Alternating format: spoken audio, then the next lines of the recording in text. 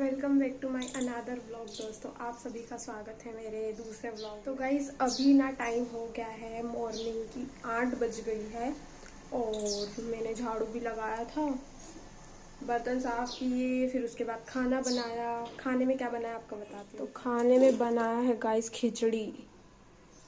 वैसे मैं मैगी बनाने वाली थी, लेकिन खिचड़ी इसलिए बनाया है क्योंकि मेरे को मैगी खाने से छाले हो जाते हैं, तो बहुत ज़्यादा मन करता है ना मैगी खाने का, तभी मैं बनाती हूँ, मैगी वरना नहीं बनाती हूँ। तो गाइस मैंने खाना भी बना लिया, पूजा भी कर दी और सूर्य भगवान को पानी चढ़ा दिया और नहा के और रेडी भी हो चुकी हूँ मैं। बस अभी खाना खाना बाकी है, तो अभी इतनी जल्दी भूख लगी नहीं है। वैसे मुझे ना रोज़ 8 या 8:30 बजे तक भूख लगाती है, लेकिन मैंने है ना 3-4 बनाना खा लिए थे, तो भूख नहीं लगी है मुझे। अभी भूख लगेगी तो फिर खाना खाऊंगी। और आज मेरा वाइवा है एनाटॉमी का, जो कि परसों नहीं हुआ था, कल छुट्टी आ गई थी, तो आज पता नहीं यार क्या होगा। जब भी ऐसे वाइवा होता है ना, ऐसा अंदर से डर डर लगता है, लेकिन क्या कर सकते हैं, अब जैसा भी हो दे के तो आना पड़ेगा ना यार। और हमारे एग्ज़ाम्स यार बहुत ही ज़्यादा लंबे हैं, मैं थक चुकी हूँ अभी एग्ज़ाम दे दे के, क्योंकि देखो 1 महीने तक तो हमारे पेपर चले हैं और 1 महीने तक अभी वाइवा चलेंगे यार। मतलब 27 तारीख को ख़त्म होंगे, 2 महीने हो ही गए हैं, तो मैं सारे बच्चे ना ऐसे थक चुके हैं पेपर दे दे के। अब मेडिकल फील्ड में ना बहुत लंबे लंबे एग्ज़ाम्स होते हैं, और पूरे ऐसा नहीं है कि 2 महीने चल, पूरे साल भर ही पेपर चलते हैं भाई। मतलब हर महीने पीए रख देते हैं, तो वो भी 10-15 दिन तो खींचते ही है। हर महीने 15 महीने में 15 दिन तो हमारे पेपर चलते हैं और 15 दिन पढ़ाते हैं, उसमें भी बहुत सारी संडे और सैटरडे तो छुट्टी आ जाती है। तो गाइस अभी ना मैं मेरा बैग पैक कर लेती हूँ सबसे पहले। तो मैं यहाँ पर एनाटॉमी की कॉपी रखूँगी और एनाटॉमी की तो बुक रख के ले जाऊँगी। एक तो ये, और एक कहाँ गई भाई सेकंड वॉल्यूम कहाँ गया, ये बैग के अंदर ही होगा, ठीक है। और गाइस मैं बुक्स रख लेती हूँ, और ये भी रखना है मुझे, मेरा लहंगा, इसका ब्लाउज सिलवाना है।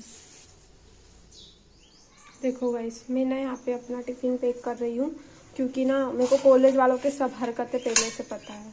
पूरा 4 बजा देंगे ये लोग, इसलिए 1 बजे भूख लगती है यार बहुत ज़ोर से, इसलिए मैं तो टिफ़िन लेके ही जाती हूँ हर बार।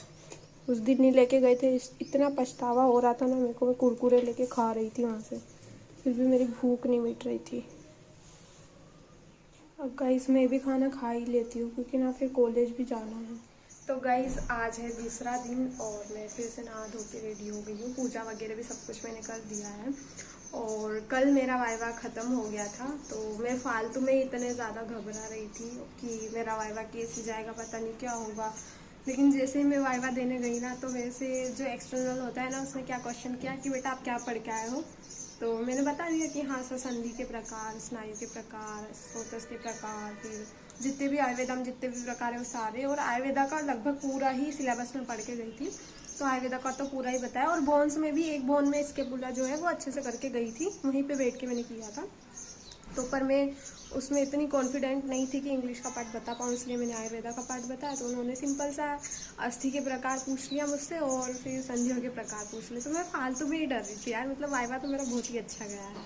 बाकी गाइज अभी फ़िलहाल में अपन खाते हैं तरबूज और फिर थोड़ी देर बाद में खाना खाऊंगी। देखो मैंने इसको पानी में भिगो दिया था जब तक मैं पूजा कर रही थी, तो अभी ये थोड़ा सा ठंडा हो गया होगा। अब इसको काटती हूँ मैं।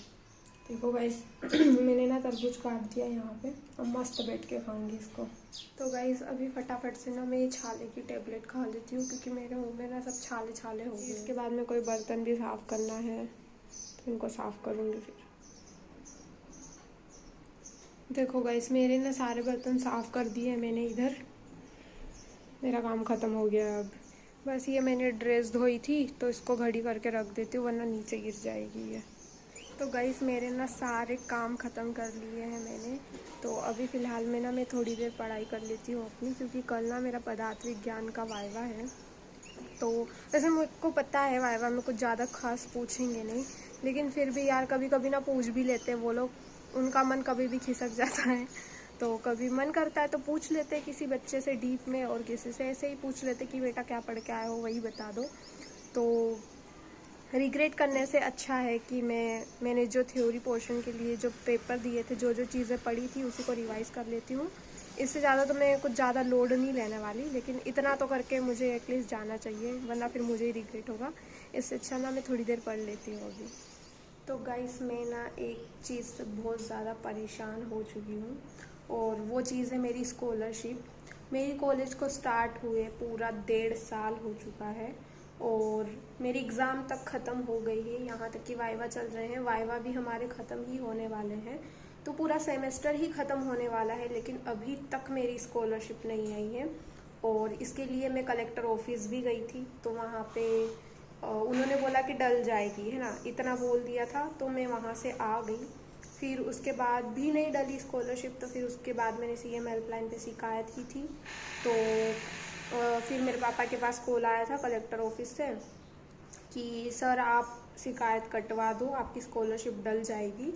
और उन्होंने टाइम दिया था मार्च का, ठीक है, तो मार्च में भी स्कॉलरशिप नहीं डली, और अभी तो अप्रैल चल रहा है, और हमारा सेमेस्टर भी कब से ख़त्म हो गया, तो पता नहीं यार कब तक स्कॉलरशिप डलेगी। मैं तो स्कॉलरशिप के भरोसे ही आई थी, मेरे फैमिली वाले इतने स्टेबल नहीं है कि वो कॉलेज की फ़ीस भर सके। अगर स्कॉलरशिप ना होती तो मैं इस कॉलेज में नहीं पढ़ रही होती, मैं फिर से ड्रॉप लेके कुछ कर रही होती, या फिर मेरे पास BSc ही करने का ऑप्शन था, इसके अलावा मेरे पास कोई ऑप्शन था ही नहीं।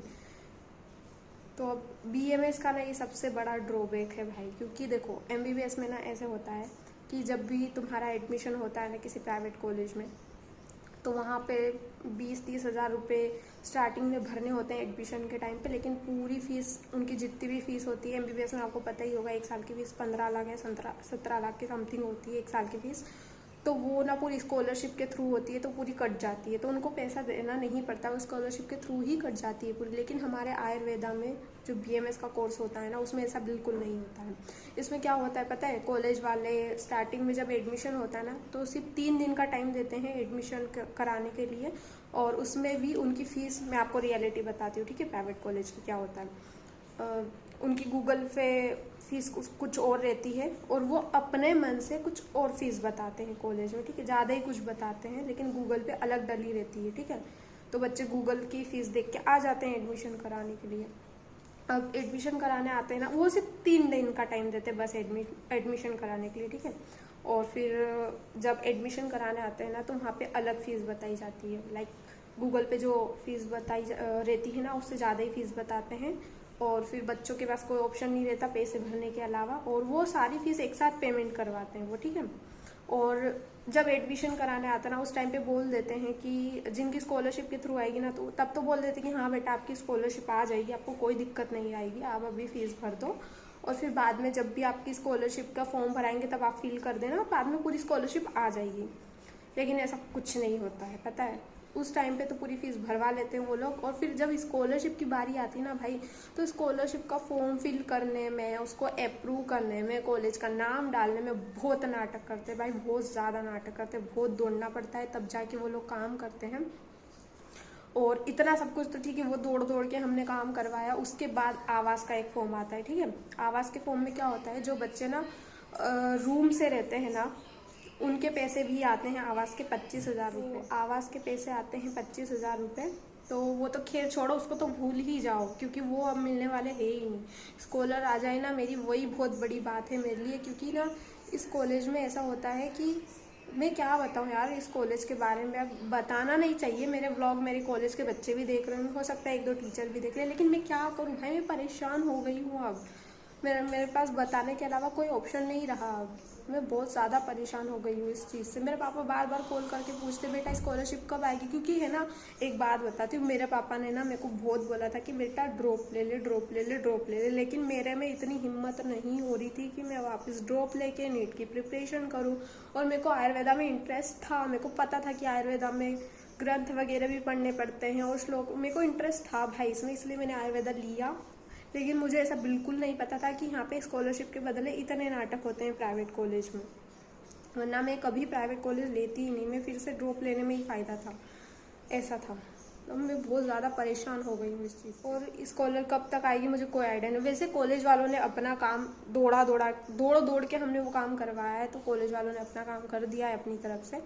लेकिन बस स्कॉलरशिप का सरकार ये बहाना मार रही है कि हमारे पास बजट नहीं है।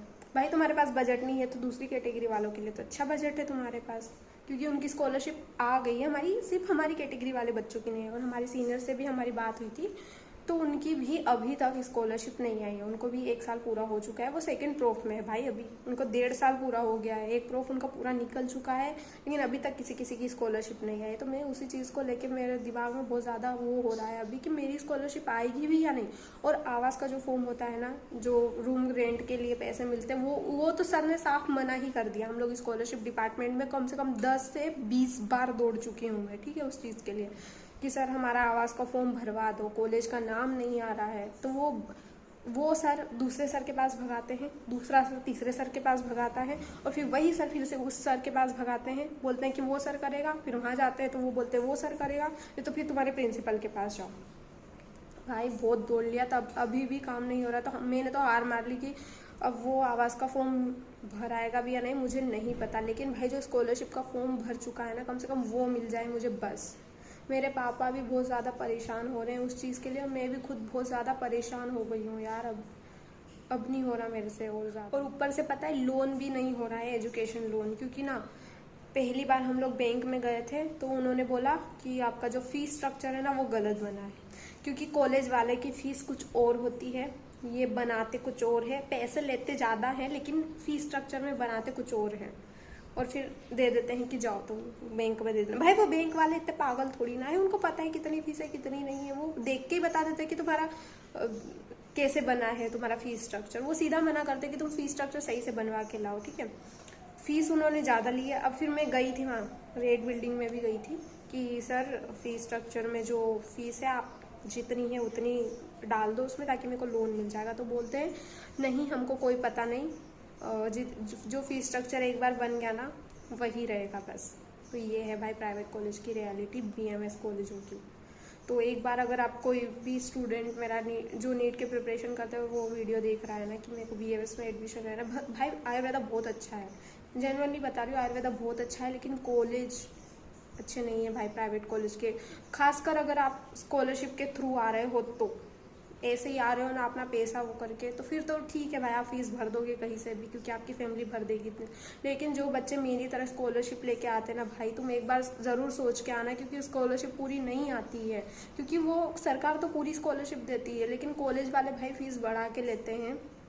और आवास का फॉर्म भी उनकी मर्जी है तो डालते हैं, नहीं मर्जी है तो नहीं डाल। भाई एक ही डायलॉग मारते, पता है मैं गई थी, बहुत बार गई हूँ मैं स्कॉलरशिप डिपार्टमेंट में, तो एक अब वो सर की क्या बात करूँ मैं, ऐसे बुराई नहीं करना चाहिए, लेकिन क्या बोलूँ अब मैं उस सर के बारे में। वो हर बार एक ही डायलॉग मारता है कि बेटा तुमको जितना दो ना तुम लोगों को उतना कम है।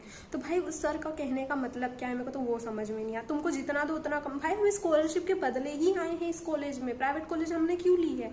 हमारे घर की हैसियत इतनी नहीं है कि वो फीस भर पाए यहाँ पे, हम क्यों आए हैं प्राइवेट कॉलेज में? स्कॉलरशिप का देख के ही आए हैं ना, नीट की प्रिपरेशन कर रहे थे तब हमको पता था कि स्कॉलरशिप मिल जाएगी, तभी तो हम प्राइवेट कॉलेज में एडमिशन लिए हैं। और ऐसा तो है नहीं कि आप हमको सैलरी से आपके पैसे दे रहे हो। बोलते क्या है कि इतना कौन नाटक करेगा, तुम्हारे रूम पे आके कौन देखेगा कि तुम रूम से रहते हो या नहीं। भाई आपका काम है करने का, आप नहीं करोगे तो कौन कर। मैं इस कॉलेज के बारे में जितना कुछ बोलूँ ना उतना कम है। अब ऐसा बोलना नहीं चाहिए, लेकिन मैं सच में थक गई हूँ यार। अब मैं क्या करूँ, मेरे को बिल्कुल समझ में नहीं आ रहा, ना मेरा लोन हो रहा है ना मेरी स्कॉलरशिप आ रही है, मैं करूँ तो क्या करूँ। अब मैं बहुत ज़्यादा फ्रस्ट्रेट हूँ। अब मेरे मुंह से सब जितनी भी बातें हैं ना सब अपने आप निकल रही है अब। और ये भी मैं डर के मारे अपलोड कर पाऊंगी ये व्लॉग या नहीं मुझे नहीं पता, क्योंकि गलती से कॉलेज वालों ने देख लिया ना तो फालतू में मेरे को धमकाएंगे कि ये वीडियो डिलीट कर दो, ये कर दो, वो कर दो, क्योंकि फालतू में हमारे कॉलेज वाले ऐसे ही करते हैं, जरा सा कुछ करो ना तो धमकाने लग जाते हैं। तो गाइस मेरे पास ना दूसरा फ़ोन नहीं था, इसलिए मेरे ही फ़ोन से मैंने सीएम हेल्पलाइन जो कि 181 नंबर होता है उस पर कॉल किया था। तो भाई उस पर कॉल ही नहीं लग रहा था, कॉल लगते ही कट जा रहा था। फिर मैंने गूगल पे से व्हाट्सएप नंबर भी निकाल के देखा सीएम हेल्पलाइन का, लेकिन उससे भी कोई फ़ायदा हो नहीं रहा है, क्योंकि व्हाट्सएप पर मैसेज करने से बार बार एक ही मैसेज आ रहा था, डबल डबल डबल डबल वही मैसेज आ रहा था। बस मैं क्या करूँ मेरे को बिल्कुल समझ नहीं आ रहा, क्योंकि शिकायत भी एक बार वेबसाइट पे जाके मैंने करके देख ली है, वो लोग कटवा देते हैं शिकायत और बोलते हैं कि हो जाएगा प्रॉब्लम सॉल्व, और अभी तक नहीं हो रहा है। मेरे को बिल्कुल भी समझ नहीं आया, मेरा बहुत हेडेक हो रहा है अभी। ताकि मैं फटाफट से झाड़ू लगा देती हूँ और अभी शाम हो गई ना तो खाना बना लेती हूँ और थोड़ी देर सो जाऊँगी, क्योंकि मेरा ना बहुत ज़्यादा भयंकर वाला सिर दर्द कर रहा है।